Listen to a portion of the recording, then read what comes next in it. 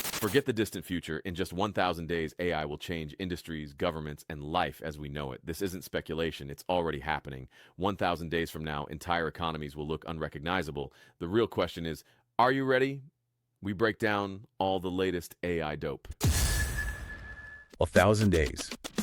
That's it. 1,000 days until everything changes. That got my attention.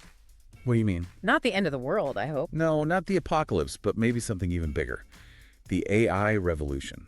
AI. It's everywhere, but is it really going to be that different this time? We've heard it all before. This deep dive, it's going to show you exactly why this time it's different. We're not talking about AI that books your dentist appointment.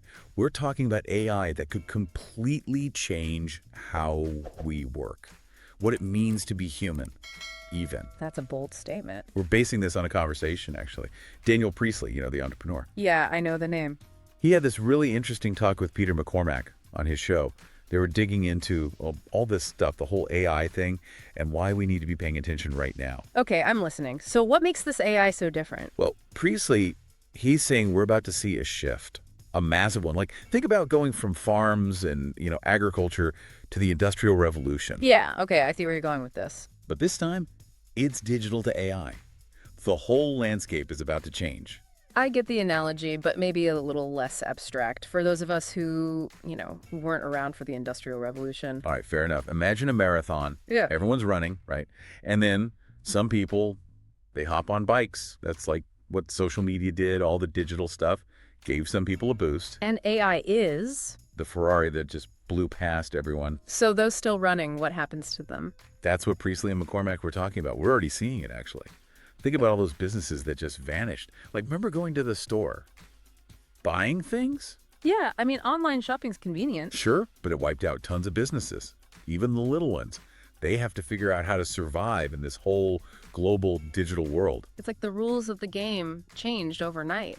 And the crazy part is, Priestley's saying our schools, they're not even close to getting people ready for this. It's like they're still teaching people how to be, cogs in a machine. And that machine, it's about to be obsolete. Quick ask. Almost 95% of you watch our videos but still aren't subscribed. Please click subscribe. It really helps us grow. And if you're not loving our content, you can always change your mind. Thanks, and back to it. In this AI world, what you know today might be useless tomorrow. Flexibility. Adaptability. Exactly. We don't need factory workers anymore. We need, entrepreneurs. People who can see the changes coming and adapt. I like the way Priestley thinks. He even talked about this school. James Cameron started it, actually. The kids, they pick one thing they love, and that's all they study, really deeply. Interesting. Focusing on their strengths. And on loving to learn, which, in a world where robots are doing all the boring stuff, might be the most important skill of all. Okay, so we've got these super adaptable, problem-solving humans. But if AI is doing all the work, what are they actually doing? What's left for us? Well, that's where things get really interesting. Because Priestley and McCormack, they dug into both sides of it. The amazing stuff AI could do and the not so amazing. AI curing diseases, making personalized entertainment, maybe even tackling climate change. Right. But, there's that whole sci-fi movie thing. Yeah, robots taking over, mass unemployment, total loss of privacy, the whole 9 yards. And it's not just some futuristic fantasy. They're saying this is stuff we need to be figuring out now before it's too late. So how do we make sure AI is a force for good? How do we avoid those dystopian scenarios we keep hearing about? That's the million-dollar question. And get this.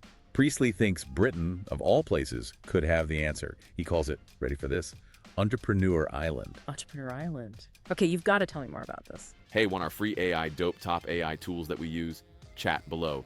It's our live Google Sheets packed with over 100 killer tools, video, music, photos, AI voices, productivity, script writing, YouTube hacks, captions, the works. Always growing. Live Google Sheet. Always free. AI, dope top AI tools that we use. Download and chat below. Back to the show. Britain, they could become this global hub for all the creators, the innovators, the people building the future. Leveraging that British history of invention, adaptability. Right, they've kind of lost their way. But Priestley thinks they could find it again, be leaders in this whole AI thing. Okay, I'm starting to see how all the pieces fit together, but how do we actually make this happen? What needs to change? Well, for starters, Priestley's talking about a complete change in mindset. We need to stop being afraid of technology and start embracing it. Stop fearing the future. Start shaping it. Exactly. He's saying Britain needs to make things easier for businesses. Yeah. Simplify taxes, get rid of all the red tape, make it a place where people actually want to start and grow companies. It's a big vision, for sure. But can Britain really pull this off? And what about the rest of the world? Where do we fit into this entrepreneur island idea? That's what we'll be digging into next, Entrepreneur Island. I like the sound of that, but how does that even work? I mean, Britain, they've got a lot of history, but lately, not exactly a tech powerhouse. That's kind of Priestley's point. They were pioneers, right?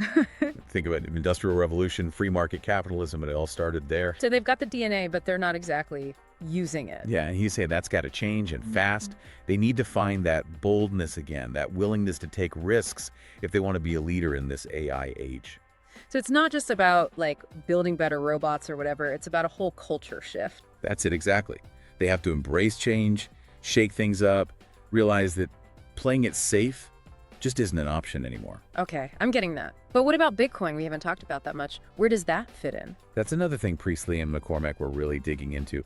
They see it as like the native currency of the internet, a decentralized system for a decentralized world. But isn't Bitcoin kind of, well, chaotic? I mean, the price swings all over the place. And there's all that talk about like money laundering and, shady stuff. Yeah, absolutely. There are risks. Yeah. And they talk about that. Priestley, he's not some like tech evangelist blindly cheering for every new gadget. I appreciate that. It's refreshing to hear someone talking about the downsides too. Right. He's pushing for being pro-tech, but with rules, smart regulations that help things grow without like letting everything run wild. It's a tough balance. How do you encourage innovation and keep things, well, ethical? Make sure it's actually benefiting people. And that's where Priestley thinks Britain could really shine.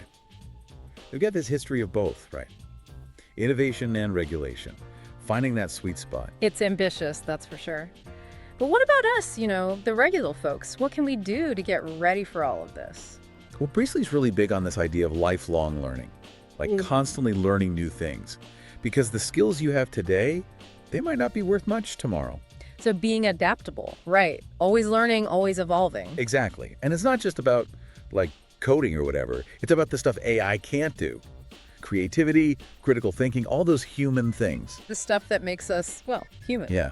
And those skills, they're going to be more valuable than ever. It's not about fighting the robots. It's about figuring out how to work with them. Finding that partnership. Right. AI could help us solve all these huge problems like, climate change, poverty, maybe even death. Yeah. But we have to be in control, not just along for the ride. It's our responsibility to make sure AI is used for good. That's it. And to do that, we have to understand it, challenge it, push for transparency and ethical development. Don't just accept whatever tech companies throw at us. Priestley, he uses this example, the Model T Ford. It took like 13 years for them to make 15 million cars. That's a long time. Yeah, but with AI, things are moving exponentially faster. Like a new AI model could be everywhere in a week. So we need to be ready. Now, that's the urgency. We can't just ignore it and hope it goes away. Well, AI's here, it's changing everything, and we have to decide what kind of future we want with it. it's a huge opportunity, but also a huge responsibility. What do we do with that? How do we make sure AI benefits everyone, not just a few? Those are the questions we're going to try to answer next. It's a lot to process, right? I mean, AI curing diseases, but also maybe taking over the world. It's like we're standing on the edge of something completely new, and we have no idea where it's going to take us. One thing that stuck with me from Priestley's talk was this idea that we have to become creators, not just consumers. We're so used to just like passively using technology. He's saying we have to take control. Yeah, it's about using AI to make ourselves better, not letting it control us. Using it as a tool to achieve our goals. He gave this example, this butcher, right? Yeah. A regular guy, had a shop for years, and then he starts selling his homemade jerky online. Online jerky. Okay, I'm intrigued. And it blew up. He built this whole global business just using, social media, digital marketing. Proof that you don't have to be some tech genius to succeed in this new world. That's a great example. Gives you hope, right? It's not all doom and gloom, robots taking our jobs. Exactly. There's still room for human ingenuity, for creativity. And that's where education comes in. We need to be teaching people how to think, how to solve problems, how to adapt. That's what's going to make them valuable no matter what happens with AI. And it goes beyond just, the technical stuff. It's about empathy, emotional intelligence, the things that make us human. The things AI can't replicate, at least not yet. And those things, they're going to be more important than ever as AI gets better at doing all the, well, the robotic stuff. It's not us versus them, it's us working with them. Exactly. AI could help us solve all these huge problems we've been struggling with forever, but only if we're in the driver's seat, not just passengers. We need to be demanding ethical development, transparency, making sure AI is used to help people, not control them.